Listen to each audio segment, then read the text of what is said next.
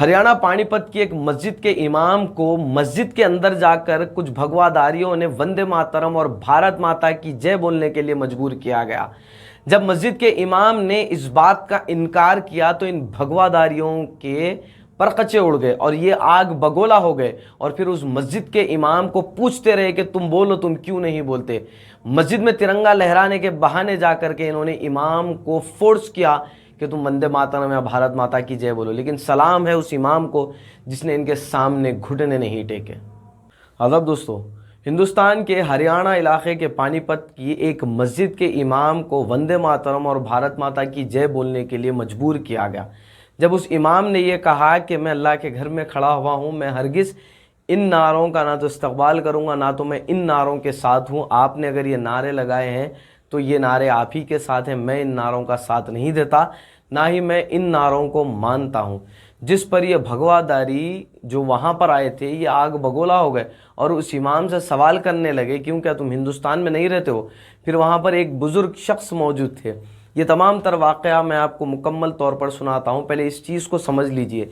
हिंदुस्तान के पानीपत के बपोली इलाके में एक मस्जिद में कुछ भगवादारियों ने तिरंगा लहराने का फ़ैसला किया और बताया ये जाता है कि गुज़िश्ता 4 साल से ये वहाँ पर जाते हैं और ख़ुद ही तिरंगा लहराते हैं 15 अगस्त के मौके पर और वहाँ पर वंदे मातरम और भारत माता की जय जैसे नारे लगाते हैं।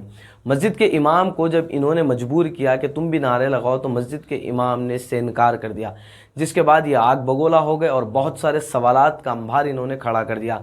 मस्जिद के इमाम के साथ एक और बुज़ुर्ग शख्स भी वहाँ पर मौजूद थे। जब उस बुज़ुर्ग शख्स के पास ये लोग जाते हैं और कहते हैं कि ये क्यों वंदे मातरम नहीं कहते, तुम बताओ, तुम कहो, तो वो जो शख्स है, जो ज़ईफ़ शख्स है, वो डर व खौफ के माहौल में आ जाते हैं और फिर उसके बाद वो वंदे मातरम कह देते हैं।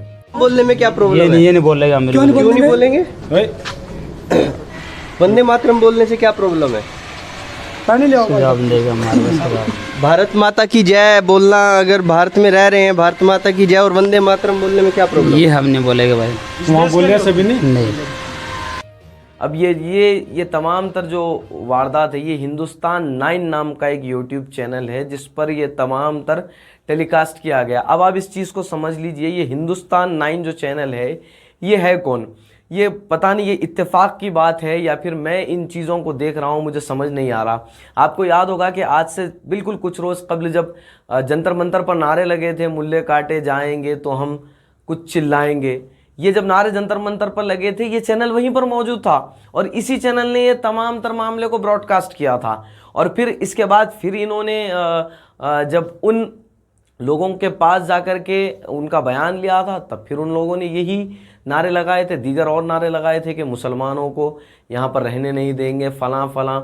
ये दूसरी चीज़ हो गई। तीसरी चीज़, प्रीतम नाम का एक जर्नलिस्ट है जिसको जय श्री राम के नारे के लिए मजबूर किया गया था। वो खुद भी एक हिंदू है लेकिन उसे फोर्स किया गया था और बहुत देर तक उसे पब्लिक ने रोक लिया था, एक क्राउड ने रोक लिया था। ये चैनल वहाँ पर भी मौजूद था, जो हिंदुस्तान 9 नाम का ये चैनल है। जय श्री राम बोलो, जय श्री राम बोलो, जय श्री राम बोलो, बोलो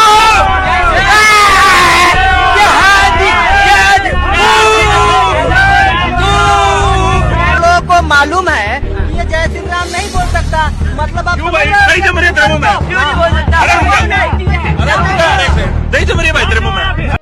इतना ही नहीं, अभी और सुनिए, एक और वाक़या इसके बाद होता है। इस चैनल की एक लेडी न्यूज़ रिपोर्टर है जो कुछ नौजवानों को इकट्ठा करती है और वहां जाकर के उन नौजवानों से कहती है कि रोहित शर्मा, ये जो रिपोर्टर है हिंदुस्तान 9 का, जो हमेशा फसाद बर्पा करने के लिए आगे रहता है, इसके ताल्लुक़ से जब जाके उन्हें कहती है कि रोहित शर्मा के वीडियो में जो मस्जिद के इमाम ने भारत माता और वंदे मातरम के नारे लगाने पर मना किया था, इनकार किया था, उस पर तुम्हारा तबसरा क्या है? तो वहाँ पर मौजूद जो शख्स होता है वो ये कहता है कि सुनने के बाद मुझे तो इन कटुओं को ख़त्म कर देने का दिल कर रहा है। आप सोचिए किस कदर ये लोग जहर फैलाते जा रहे हैं और पुलिस प्रशासन क्यों खामोश बैठा हुआ है, क्यों इस मसले पर कार्रवाई नहीं की जा रही है? ये लोग खुलेआम धमकियां दे रहे हैं, खुलेआम कभी किसी को ख़त्म करने की बात कहते हैं तो कभी किसी को मारने की बात कहते हैं। ये लोग कभी किसी मुसलमान के ख़िलाफ़ भोंकते हैं तो कभी मस्जिद में जा कर के कहते हैं। इन लोगों को इतनी ताकत आ रही कहाँ से है? इस बात पर, इस सवाल पर गौर व फिक्र क्यों नहीं किया जा रहा है? बपोली मस्जिद में हुआ, कहीं और हुआ, और ये इस कदर बढ़ता ही चला जा रहा है कि आपको और हमको ये मसले पर इकट्ठा हो करके हुकूमत के ख़िलाफ़ आवाज़ उठाने की ज़रूरत हमें बनती जा रही है। तो इस रिपोर्टर का नाम रोहित शर्मा बताया जा रहा है, हिंदुस्तान 9 इसका यूट्यूब चैनल है। और ऐसा क्यों हो रहा है कि जहां पर फसाद बर्पा करने वाली बात होती है ये शख्स वहीं पर मौजूद होता है। और आप देख सकते हैं ये वीडियो में, अपने वीडियोस में उन भगवादारियों को उकसा रहा है, उन्हें बता रहा है कि ये भारत माता की जय नहीं कहेंगे, ये वंदे मातरम नहीं कहेंगे, ये जय श्री राम नहीं कहेंगे, ये फला नहीं कहेंगे, ये ढिमका नहीं कहेंगे। इस तरह की बातें करते हुए ये उन्हें उकसा रहा है। और फिर आप देखें कि ये वीडियो ख़त्म होने के बाद, ये मस्जिद का जो मामला ख़त्म होने के बाद ये लोग की एक बाइट लेता है, उसमें ये लोग बता रहे हैं कि हमें बहुत खुशी हुई मस्जिद में जाकर के, हमने तिरंगा लहराया, हम 4 साल से तिरंगा लहरा रहे हैं, हमने सोचा कि यहाँ तिरंगा रहे। मेरे भाई, अगर तुमको सिर्फ़ और सिर्फ मस्जिद में तिरंगा लहराना था, या फिर अगर तुम ये समझ रहे थे कि तिरंगा हर मजहबी जो मजहबी इबादत गाह हैं वहाँ पर तिरंगा लहराना चाहिए, तो आप मंदिर भी जा सकते थे, आप चर्च जा सकते थे, आप गुरुद्वारा जा सकते थे। आप मस्जिद को टारगेट क्यों कर रहे हैं? अगर इबादत गाहों पर तिरंगा लहराने वाली बात है तो कॉन्स्टिट्यूशन ऑफ इंडिया में लिख दीजिए, या फिर सुप्रीम कोर्ट का कोई कानून ला लीजिए और ये कह दीजिए कि भाई इबादत गाहों पर भी तिरंगा लहराया जाना चाहिए। हम उसके ख़िलाफ़ नहीं है, क्योंकि वो हो रहा है माशाल्लाह से। आप देखते हैं कि हिंदुस्तान की आज़ादी के यौम आज़ादी के मौके पर कई मदरसों में एहतमाम किया जाता है, कई ऐसे मदरसे हैं जिसमें एहतमाम किया जाता है, कई ऐसे मौलवी हैं जो यौम आज़ादी के मौके पर तिरंगा लहराते हैं, तराने गाते हैं और इनकलाब जिंदाबाद के नारे मस्जिद में जा कर के लगा रहे हैं। जबकि वही इनकलाब जिंदाबाद के नारे को बुलंद किया था, किसने बुलंद किया था? ये तमाम तर तारीख़ गवाह है। रेशमी रुमाल तहरीक किसने शुरू की थी? ये तमाम तर तारीख़ गवाह है। इस चीज़ को आप एक मज़हब के साथ जोड़ करके, और फिर अगर आप उधर देखेंगे दूसरी जानिब तो मुसलमानों को मारपीट की जा रही है, मुसलमानों को कभी किसी के नाम पर तो कभी किसी के नाम पर ज़ुदोकोब किया जा रहा है। बहरहाल ये हिंदुस्तान 9 जो चैनल है, इसके ख़िलाफ़ सख्त से सख्त कार्रवाई होनी चाहिए और ऐसों को कैफर किरदार तक पहुँचाना ये हिंदुस्तान के हर उस सेक्युलर सोच रखने वाले की ज़िम्मेदारी बनती है जो हिंदुस्तान को अपना मुल्क मानता है। और दूसरी चीज़ ये बताता चलूँ, आखिरी बात, कि हिंदुस्तान सबका है, हिंदुस्तान किसी एक मज़हब या किसी एक इंसान का नहीं है। हिंदुस्तान की जो सरज़मीन है ये उसके लिए भी है जो किसी खुदा को ना मानता हो। हिंदुस्तान का संविधान इस बात की इजाज़त, इस बात की गारंटी देता है। अगर वंदे मातरम कहना या फिर भारत माता की जय कहना अगर ये ज़रूरी है, जिस तरह ये बता रहे हैं, जो लड़के बता रहे हैं कि भारत माता की जय ये गैर क़ानूनी अगर नहीं बोलेंगे, तो उन लड़कों को थोड़ा बहुत समझाया जाए कि बेटा ये क़ानून में नहीं है, तुम क़ानून में इसे इंक्लूड करवा दो। अगर क़ानून में इंक्लूड होगा तो सबको कहना पड़ेगा। तुम क़ानून लिखवा दो कि हर इंसान को ये चीज़ कहनी पड़ेगी। जो चीज़ क़ानून में है ही नहीं वो तुम क्यों नया क़ानून बना रहे हो? और ख़ास तौर पर ये तमाम तर चीज़ों से क्यों मुसलमानों को टारगेट किया जाता है, मुझे इस बात की बिल्कुल भी समझ नहीं है। बहरहाल भगवादारी पार्टियाँ अपनी राजनीति चमकाने के लिए ये काम कर रही है। देखिए ये मुकम्मल वीडियो और फिर इंशाल्लाह हम दोबारा मिलते हैं। बोलने में क्या प्रॉब्लम है? ये नहीं बोलेगा। क्यों नहीं बोलेंगे? वंदे मातरम बोलने से क्या प्रॉब्लम है? जवाब देगा हमारे सवाल। भारत माता की जय बोलना, अगर भारत में रह रहे हैं, भारत माता की जय और वंदे मातरम बोलने में क्या प्रॉब्लम? ये हम नहीं बोलेगा भाई। वहाँ बोले सभी नहीं। ऐसा क्यों? ऐसा क्यों? इसका जवाब नहीं है, बस हमारे पास ये मैसेज है मेरे भाई, इसका जवाब देगा। नहीं, सभी देशवासी वंदे मातरम बोलते हैं, भारत माता और भी बहुत सारे लफ्ज़ है, इससे अलावा और कुछ बोल लो, ये नहीं बोलेगा। ये हिंदुस्तान है, हमारे हिंदुस्तान की और बहुत सारी नज़म है, उसको इस्तेमाल करना चाहिए। ये मैसेज के अंदर नहीं होगा वंदे मातरम। क्यों? वंदे मातरम से क्या प्रॉब्लम है? बस हम भारतीय है, हम भारतीय और भी तरीके है भारतीय के, कि ये एक तरीके ही है। हम बुलवाएंगे, हमने नारों से मना करा है, जो नारे जिससे हम खिलाफ है उस नारे से हम सहमत नहीं है उसके भाई। लिए भी कोई जोर जबरदस्ती नहीं की आप लोगों ने। एक बार ये और बताओ भाई ना हमने आपसे क्या वो आपने अपने एतबार से लगाए, उसमें हम शामिल लिया नारों में, सिर्फ आप मेक इन शामिल इंडिया में बात हो। हाँ, उस नारे में मैं शामिल नहीं हूँ। अगर ये वंदे मातरम और भारत माता की जय के नारे यहाँ पर लगाते हैं तो आप उसमें शामिल नहीं है। हाँ, वंदे मातरम में मैं शामिल नहीं हूँ।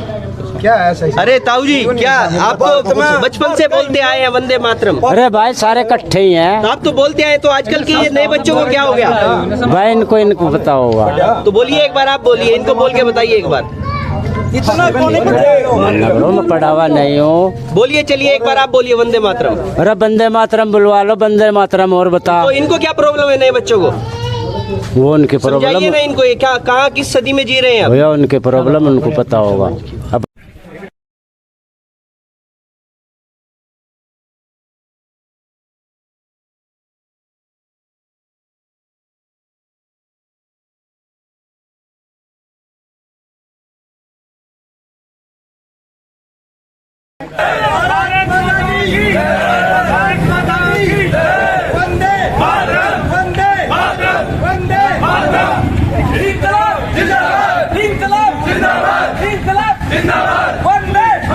और आप देख रहे हैं हिंदुस्तान 9। आज मैं हूँ 99 स्टोर्स के जरिए हैदराबाद और दीगर शहरों में धूम मचाने के बाद इजी एक्सप्रेस ने घर बैठे शॉपिंग करने के ख्वाहिशमंद अपने कस्टमर्स के लिए लॉन्च की है अपनी वेबसाइट, जिसका नाम है wholesale99.in। इस वेबसाइट पर 1000 से ज़्यादा वैरायटीज़ के प्रोडक्ट्स मौजूद है। ऑनलाइन शॉपिंग के ख्वाहिशमंद अफराद wholesale99.in पर जाकर अपना ऑर्डर बुक कर सकते हैं और 100 रुपये डिलीवरी चार्ज पर आपका बुक किया आइटम आपके घर तक पहुंच जाएगा। प्रोडक्ट्स की डिलीवरी ऑल ओवर इंडिया मौजूद है। इस चीज़ के साथ साथ रिटर्न पॉलिसी भी मौजूद है, जिसके तहत प्रोडक्ट पसंद न आने पर आप इजी एक्सप्रेस 99 के प्रोडक्ट्स वापस भी कर सकते हैं। जो आइटम्स दीगर वेबसाइट्स पर महंगे बिकते हैं वो इजी एक्सप्रेस 99 स्टोर की वेबसाइट पर सस्ते मिलते हैं। यकीन ना आए तो आप wholesale99.in के प्रोडक्ट्स के दामों को दूसरे वेबसाइट के प्रोडक्ट्स के दामों से टैली कर भी खरीद सकते हैं। ये तो थी बात ऑनलाइन शॉपिंग करने वालों की। अब बात करते हैं कारोबार करने वालों की। कारोबार के ख्वाहिशमंद अफराद 99 स्टोर या wholesale99.in से सामान खरीद कर अमेज़ॉन, फ्लिपकार्ट और दीगर शॉपिंग वेबसाइट्स पर बेच सकते हैं और अच्छा खासा मुनाफा कमा सकते हैं। इस चीज़ के साथ साथ आप इजी एक्सप्रेस की वेबसाइट की भी फ्रेंचाइजी खरीद सकते हैं और प्रोडक्ट्स पर 25% तक का मुनाफा कमा सकते हैं। वेबसाइट की फ्रेंचाइजी खरीदने के ख्वाहिशमंद अफराद तफसीलात के लिए स्क्रीन पर दिए गए नंबर्स पर राब्ता पैदा करें या विजिट करें हमारे इजी एक्सप्रेस 99 के स्टोर्स MPM मॉल एबिट्स, podium mall Toli Chowki, SMP mall Gulzar house, old Krishna talkies पर।